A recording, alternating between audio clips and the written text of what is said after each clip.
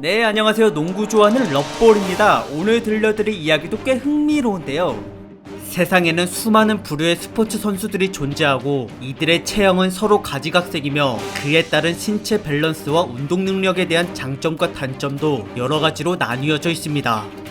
하지만 힘겨루기가 주가 되어 체급을 나눌 수밖에 없는 격투기를 제외하고는 대부분의 종목들이 피지컬의 제한을 두고 있지 않으며 그렇기에 더더욱 선수들은 자신의 천부적인 약점을 극복하기 위해 쉴 새 없이 훈련에 매진하고 있습니다. 그러나 대다수가 그렇게 피땀 흘려 노력한다 해도 이러한 과정들을 한 번에 무참히 짓밟아버리는 소수의 초월적 존재도 항상 상주하고 있는데요.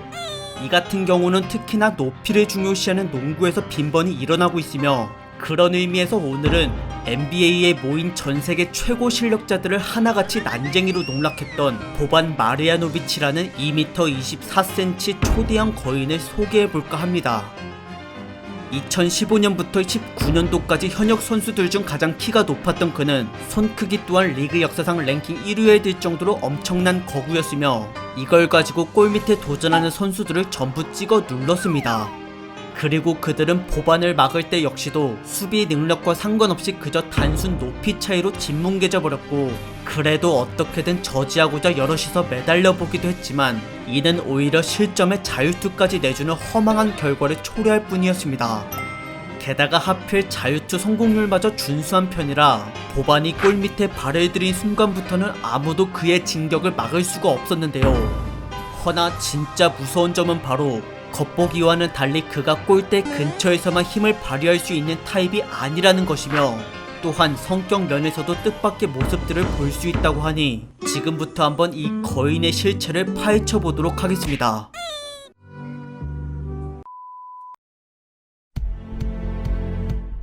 (1988년) 유럽 세르비아에서 태어난 보반 마리아노비치는 유년기 때까지만 해도 그저 평범한 아이였으며 부모님 역시 아버지의 키는 175cm, 어머니는 162cm에 불과했습니다.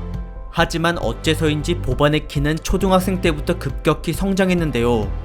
그러자 주변에 농구하는 아이들과 자연스레 관심을 주고받게 되었고 게다가 때마침 세르비아는 2명이나 되는 자국 출신의 NBA 선수 덕분에 여느 때보다도 농구의 인기가 대단했습니다.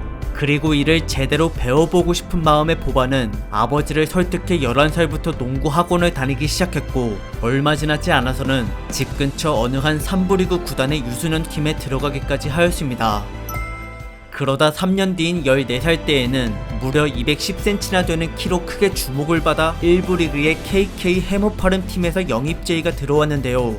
여기서의 프로 데뷔는 그로부터 4년이 지나고 나서인 18살 06-07 시즌에 이루어졌으며 그 사이에 벌써 2m 24cm까지 다 커버린 그는 이 거대한 피지컬로 상대 센터들을 기겁하게 만들었습니다. 그렇게 골밑에서 독보적인 존재감을 내뿜었던 보반은 4번의 시즌을 보내고 2010 NBA 드래프트에 참가했는데 60명을 뽑는 이 자리에서 그는 애석하게도 지명을 받지 못하는 바람에 다시 유럽으로 되돌아갔고 대신에 이번에는 세르비아가 아닌 러시아 리그를 선택하였습니다. 그러고는 여기서 유럽 내 수많은 구단들 중 탑3로 평가받는 CSKA 모스크바에 들어갔으며 이때 그는 유럽 최고의 팀들끼리 대결을 펼치는 유로리그를 생애 처음으로 경험하였습니다. 하지만 결과는 32강 조별 예선에서의 꼴찌 탈락이었는데요. 이에 크게 낙심한 모스크바는 그 즉시 보반을 다른 곳에 넘기기로 했고 그로 인해 그는 시즌 도중 리투아니아 리그의 잘기리스 팀에 임대로 보내졌습니다. 허나 정말 운이 좋게도 여기는 유로리그 16강 조별 예선을 앞두고 있었는데 그렇게 다시 한 번 더 기회를 받은 보반은 끝내 팀을 꼴찌로 또 만들어버렸고 다음 시즌도 마찬가지로 러시아에서 뛰다가 시즌 도중에 다른 나라 리그로 내쫓기고 말았습니다. 그래도 이번만큼은 또 다른 해외가 아닌 바로 자신의 고향 세르비아였으며 라드니키 크라구에바츠라고 하는 팀에 들어간 그는 이때부터 타지에서의 실패를 거울 삼아 훈련에 더 많은 시간과 노력을 기울였습니다.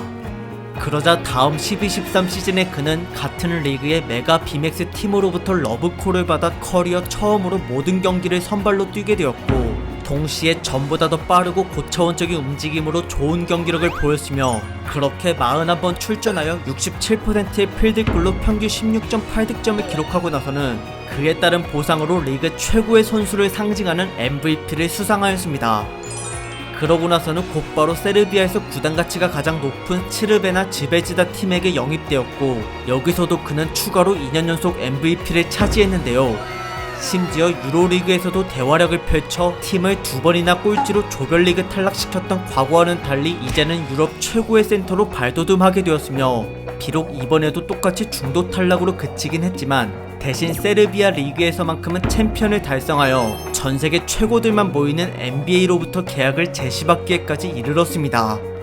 그리고 이때 보반에게 접촉한 구단은 바로 샌안토니오 스퍼스였는데 아쉽게도 조건은 1년 120만 달러로 유럽 내에서의 명성에 비해 저렴한 금액이었으나 그래도 어린 시절의 롤모델이었던 세르비아 출신의 선수가 뛴 이 무대를 본인도 밟게 되었다는 점에 크나큰 영광을 느꼈습니다.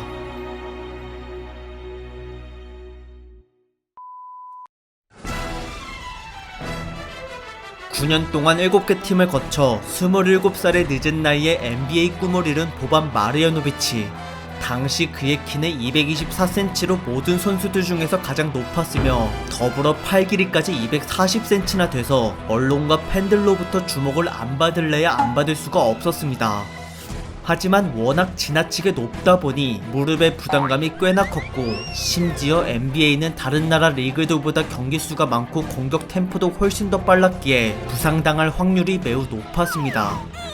그래서 감독은 시즌 초반에 그를 6분 이하로만 기용했는데요.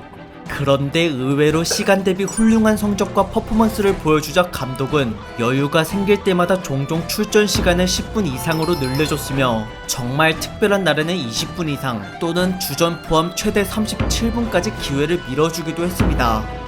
한편 관중들 역시 그가 코트에 나설 때마다 마치 세계적인 팝스타를 대하듯이 이름을 외쳐댔고 이에 보반은 그들이 원하는 대로 골밑을 완전히 휘어잡으며 상대 빅맨들을 모두 어린아이로 만들어버렸습니다. 굳이 점프를 뛰지 않고 까치발만 들어도 리바운드를 이겼던 그는 키뿐만 아니라 그에 걸맞는 131kg의 체중도 지녔기 때문에 몸싸움에서도 절대 밀리지 않았고 이처럼 여러분이 보시는 바와 같이 어떠한 견제가 들어와도 아무렇지 않게 덩크로 찍어 눌렀습니다. 게다가 놀랍게도 그는 골대 가까이에서 뿐만 아니라 멀리서도 득점이 가능했는데 이는 과거 자신과 비슷한 높이를 가진 센터들 중 장거리 슈팅 능력이 탁월했던 몇몇 선수들의 플레이 방식을 보고 따라한 덕분이며 그렇게 수많은 노력으로 손끝의 감각을 단련시킨 그는 언제 어디서 몇 명의 수비수가 달라붙든 이를 가볍게 무시한 채로 슛을 쏘았습니다.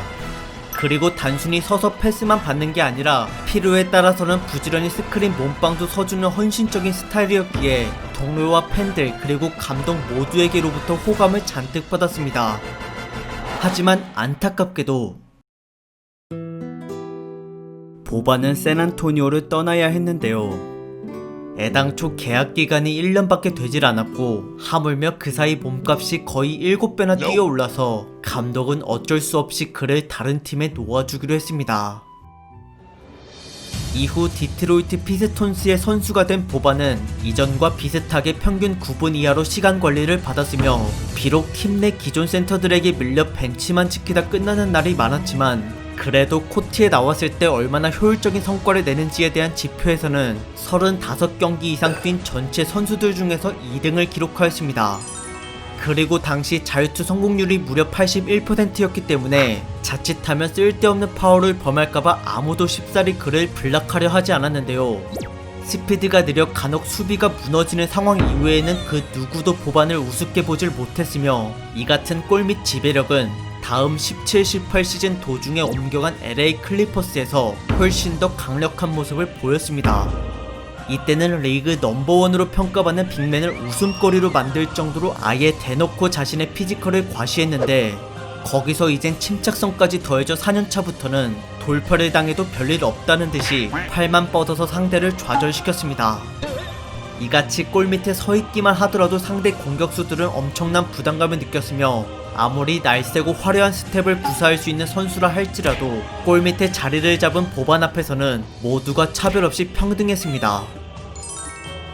샌안토니오 시절부터 불려왔던 터미네이터라는 별명답게 그는 공격이든 수비든 일말의 자비 없이 상대를 뭉개버렸는데요. 게다가 하필 지능까지 탑재되어 있어 패스에 대한 시야마저 넓었던 보반은 자기에게 이목이 쏠릴 때마다 오픈 찬스에 동료에게 공을 넘겨 수비수들을 허탈하게 만들었고 마치 관제탑처럼 언제나 정상에서 코트 위의 움직임을 주시했습니다. 그리고 시즌 도중 필라델피아로 트레이드되고 나서는 갑자기 3점까지 50%로 성공시키는 바람에 이제는 정말 스피드를 제외하고는 뭐 하나 약점을 찾아볼 수가 없게 되었으며 비록 아직은 3점이 미숙한 상태라 시도 개수가 총 8개에 불과했지만 이것만으로도 그는 충분히 앞으로 보다 더 위력적인 선수가 될 수 있을 거란 평가를 받았습니다. 이에 댈러스 매버릭스는 시즌이 끝나자마자 보반을 영입해 3점을 비롯한 가지각색의 기술들을 훈련시켰는데요. 물론 부상에 대한 잠재적인 위험과 실제로 필라델피아에서 뛸 때 무릎을 다쳤던 경험도 있었기 때문에 그의 출전 시간은 여전히 평균 9분 이하로 묶여있지만 그래도 감독이 코트에 풀어줄 때만큼은 누구와도 비교를 못할 정도로 강력하고 생산성이 높은 활약들을 항상 펼쳤습니다. 그러다 어느 날은 특별히 선발로 기용됨과 동시에 무려 31분이나 할애를 받은 적이 있었는데 이때 그는 놀랍게도 리바운드 17개와 커리어 하이 31득점을 기록하였고 거기다 16점 차 대승까지 거두었으며 이로써 보반은 그저 무늬만 벤치 선수였다라는 게 확실히 입증되었습니다.